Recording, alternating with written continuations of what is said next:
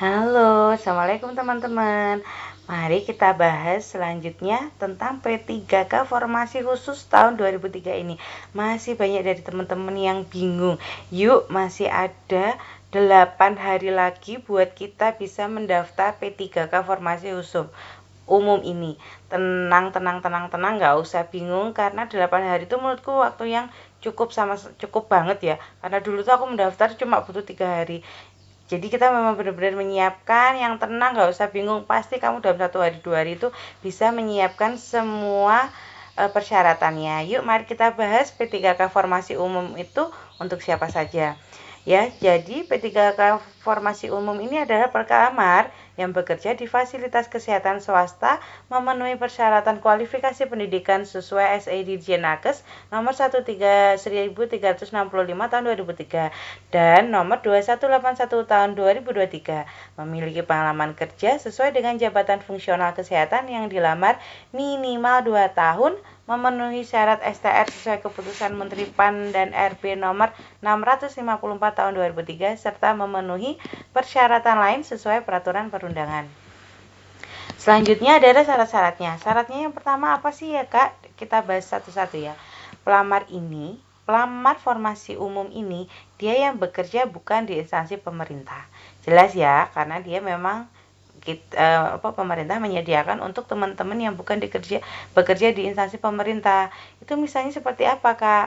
Rumah sakit swasta, klinik, bahkan di bidang praktek mandiri sekalipun itu kalian bisa mengikuti pendaftaran P3K formasi umum ini. Nah, setelah itu, selain kalian juga bersaing dengan teman-teman dari instansi bukan pemerintah, kalian juga akan bersaing dengan pelamar yang bekerja di instansi pemerintah tetapi tidak mendaftar di instansinya atau mungkin masa kerjanya kurang 2 tahun seperti video saya sebelumnya ya. Jadi di sini itu saingan kalian itu jelas ya, ada pelamar-pelamar yang bekerja di instansi bukan pemerintah dan juga pelamar yang bekerja di instansi pemerintah tetapi mereka tidak mendaftar di tempat instansi mereka. Jelas mereka ini adalah termasuk kategori formasi umum. Oke, selanjutnya untuk teman-teman yang bekerja bukan di instansi pemerintah itu harus bekerja minimal selama 2 tahun. Nah, 2 tahun ini boleh hasil akumulasi, misalnya 1 tahun di RS swasta A, 1 tahun di RS swasta B, gitu. Berarti kan sudah dapat 2 tahun, atau mungkin bahkan ada di 3 tempat.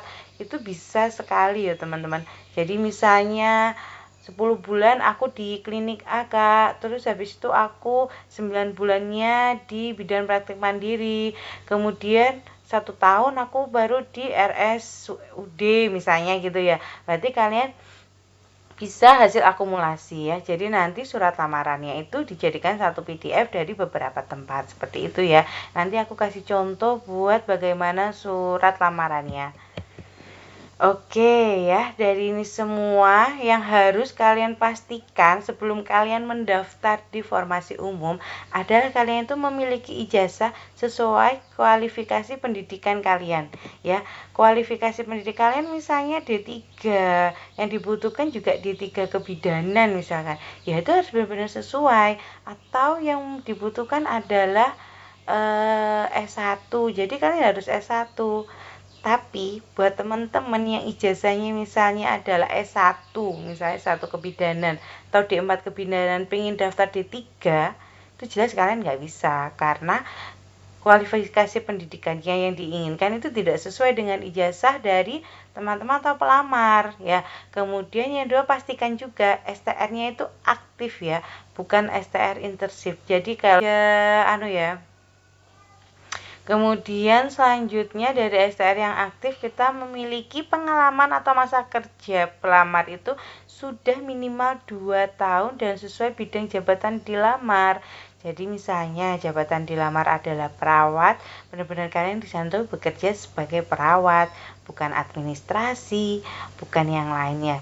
Terus buat teman-teman yang bidan itu juga begitu, bahkan yang gizi, ahli gizi dan nutrisionis itu juga berbeda ya teman-teman ya. Jadi kalian harus memastikan kualifikasi pendidikan, masa kerja dan STR kalian itu benar-benar relevan sekali ya. Terus yang 4, pastikan juga surat rekomendasi pengalaman kerjanya itu juga harus ditandatangani oleh atasan kalian di RS swasta, di klinik, bahkan di BPM. Untuk BPM nanti juga yang menandatangani adalah ibu bidannya yang memiliki ya, dan juga harus ditandatangani materai. Selanjutnya adalah kelebihan dari P3K formasi umum ini adalah kalian yang saat ini mungkin tidak bekerja, kalian tuh bisa loh ikut. Tapi ya dengan syarat-syarat yang tadi aku katakan, kalian tuh bisa memenuhi.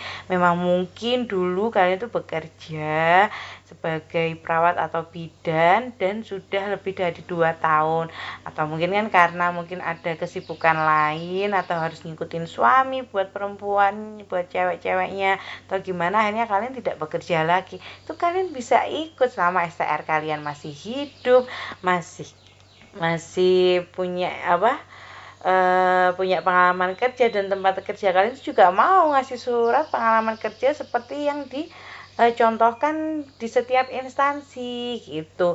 Itu adalah kelebihannya. Jadi buat teman-teman yang sekarang tidak bekerja, please coba daftar aja ikut formasi umum ini. Siapa tahu itu adalah rezeki teman-teman semuanya ya.